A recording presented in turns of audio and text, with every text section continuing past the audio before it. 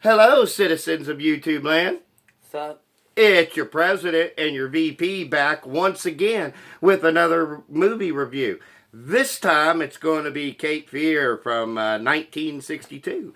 It is directed by J. Lee Thompson and it stars Gregory Peck and Robert Mitchum. When did it come out? May 28th, 1962. However, it had that was the United States release. The original release is April 12th, 1962. So this movie is shot in black and white.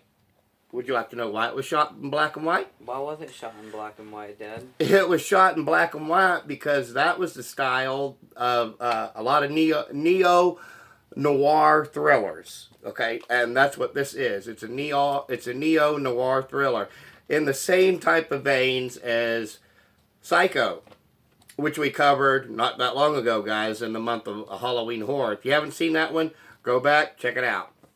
Yeah. Always got to promote, right? Yeah. Speaking of which, this video is sponsored by the fantasy tag team of Celtic Awesomeness from WWE 2K15.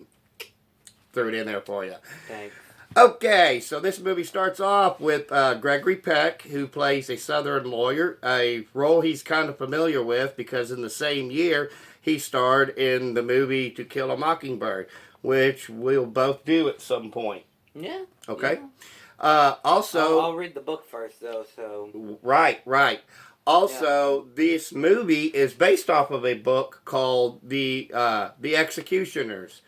It's by one Mr. McDonald. I don't quite remember the first name right off the bat now, guys, but you can kind of go look it up if you'd like to read the book, which I encourage everybody out there to do.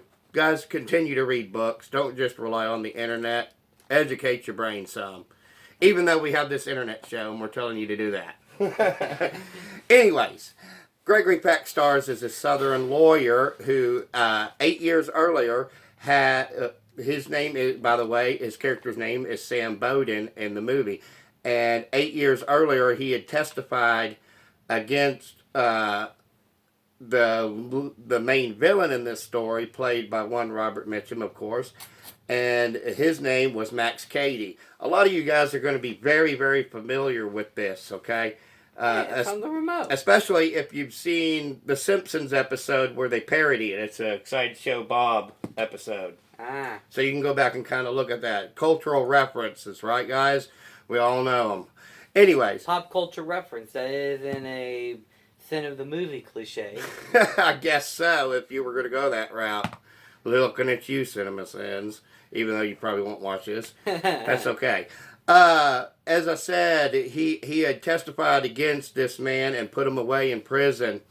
And why? It's because the man had committed an assault on a child. And this is going to be very heavily implied, guys. We can, of course, say what, and they didn't even back then, what he had actually done. So you probably would have to go to the book if you really want to know, but let's just say that it's implied. Okay? So, as I said, he's in the middle of a court docket, and Max Cady shows up. And he immediately makes contact with Mr. Bowden. And the laws at the time were different than they are now, of course. But he was certainly within his rights, Mr. Cady, because to be in the town. And I know a lot of you are probably wondering why he would go back to said town. Well, 8 years of your life is a long time to lose. Okay? So, he is pretty much there to constantly harass Mr. Peck. Or not Mr. Peck, but Mr. Bowden. Mr. Peck is, of course, the actor. And he proceeds to pretty much terrorize Mr. Bowden. Not really in the ways that you might think, okay? There's one instance where, and this kind of really shows what kind of a villain we're dealing with here. There is an instance in the movie where the Bowden's family dog gets sick. And it's pretty much well known that it's strychnine that did it. And Well, who else would have poisoned the dog, right? Right.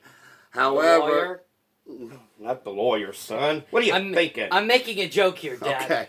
Anyways, and like I said, and you guys probably all know that. I know how many people I've seen all over that get really upset when it comes to dogs dying and at the hands of humans. It's a horrible, like horrible Yeller. thing. Well, that's a different story altogether. I know when it's a we different get to story. it. Anyways, there are lots of overt threats, and he never. I mean, Mr. Katie's a smart man though, and he doesn't really put himself into a position where proof can happen. Another instance is where he makes several inappropriate comments for the time and even now about Mr. Voden's young daughter, because that's where these implications are going. And this is kind of a disturbing fact about this film that I found out, and that is that the actress that played Sam Bowden's daughter actually had nightmares of the Katie character stalking her for weeks and months afterwards. It's quite a traumatic film when you really think about it. Now, I want to get into the aspects, other aspects about this, and that's the cinematography. It's all kind of shown. It's shown in black and white, as I said, for a reason. And you could really kind of see the shadows and the way light bounces off of things. Yeah. It's, like I said, in the same vein as Psycho. And it was deliberately done that way because Mr. Thompson, the one that directed this movie, he was a huge fan of Alfred Hitchcock's work. And so he really kind of relied on that style to tell the movie. I should also mention that there is a remake out there, and it stars Robert De Niro and Mr. Nick Nolte. Robert De Niro's the villain in that film, and there are several differences. Mr. Katie in this movie, 1962 version, is basically a sleazy con artist type, but he certainly ain't no... he certainly has his sinister methods about. And there's another point where he meets up with what would be considered what would be considered a drifter, basically a female drifter, and she rolls into town and she hooks up with Katie with disastrous results. Again, this violence in the movie really isn't shown that much, and that's kind of a good thing. The way they did things back then, that you could kind of just let your mind fill in the blanks. You know, today's movies are too much, I think, about showing you the violence and not really telling you the violence, if that makes sense. There's a rule in movies and books called showing, not telling. And so, and this way, it's kind of implied, you know, like I said, when this assault happens on this young lady, you don't see the actual assault. There's kind of like a one of those like jump cuts, sliding doors. Okay, that kind of okay. As soon as he grabs her, but we do get to see the effects of the assault. So you don't see the actual assault, but you see the effects, and maybe that's kind of worse in a way, isn't it? You see the results, but you didn't see how it happened. But you see the effects of what happened. And that's a very brilliant type of strategy that I think maybe needs to make a comeback. Where, you know, like I said, showing, I guess it is kind of showing but not telling in a way. It's kind of weird. Like I said, it's implications. And there's the fact that he's pretty much after this man's daughter. And keep in mind that this man's daughter is 14, so you can kind of let your mind fill in the blanks as to what he actually wants with her. How old is he? I would say that Mr. Katie's probably a man in his 30s, and so this thing continues and escalates to the point where the police department is definitely on their side. But here's the thing, and of course we all know, guys, we all know. Without evidence of the things happening, you can't really corner them on anything. So so he gets advice from the police department to get a private detective, and that's the one that had trailed Mr. Cady and the young woman to the hotel. And in fact, the police department does come right after the assault, which Cady had already left. Now, Cady in both versions, mind you, he's a straight up animal. He is. He is, guys. There's nothing really likable about Cady at all. They go to he purposefully provokes Bowden into a fight so that there's evidence of him assaulting him and not the other way around when he makes a kind of a disturbing comment about the daughter. As I said, it's not really he would have settled for the wife, but what he really wants is the daughter and to really make him pay. Now, this is a man that, of course, had spent 8 years in his life, and there's no dispute at all that he actually did these things.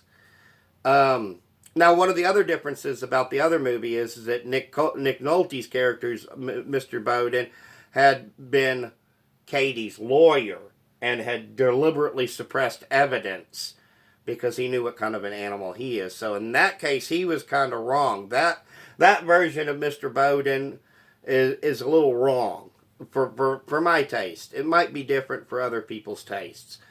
I will also say that there's a particular cool boat scene towards the end of the movie that leads up to the climax.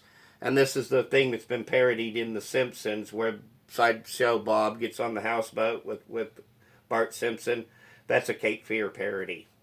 Oh yeah, I remember that. Isn't That's that a the Cape one Fear where parody. he makes Sideshow Bob like sing the entire musical, the 8-hour-long musical of something? Yeah. I remember that. So, but also, fun fact that many of you may not know is that sometimes, most times, the original's way better than the remake. And I love both movies, but I will say that the original, this is the first time I'd gotten down to watch it, and I will say that now I prefer the original over the remake. And also another fun fact is that they spend, it's got 100% on Rotten Tomatoes. Not that that really means anything, but compared to the remake, which got 74%. Now, another cool thing about it, and this might really tie into the Psycho reference, the music is done by Mr. Bernard Herrmann. So, yeah, there's that. Another fun fact is that they did some filming in Savannah, Georgia, but Mr. Mitchum, who played Mr. Cady, actually had an aversion to Savannah, Georgia, because when he was a teen, he got into some trouble and was actually sentenced to a chain gang in Georgia, in Savannah. So they had to do the rest of the shoots at the Universal Studios backlot. So the interior shots were done at Universal Studios, Florida, whereas the exterior shots were done elsewhere.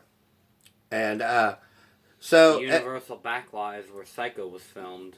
As I said, this is a really great crafted thriller, and the ending, there's some other differences. The ending of this one is that there's the riverboat scene, and I won't spoil everything about that per se, but the end is that Mr. Bowden actually had set the trap for him, and he then shoots Cady in the leg and puts him under citizen's arrest because now they have full-fledged evidence that his wife and his daughter were attacked. This is a wild ride, though, guys. And if you're not real comfortable with the subject matter, I can understand why you would miss out on it. On the other hand, as always, if you think that Cape Fear 1962 version is the worst film of all time, hey, that's your opinion. And in this case, I'm just one idiot with a cell phone camera. And he's the idiot, the other idiot with the cell phone camera asking questions about it. So, do you have any more questions for me about the film? No. All right, guys. If you want to check this one out, you can find it on Peacock. Yeah.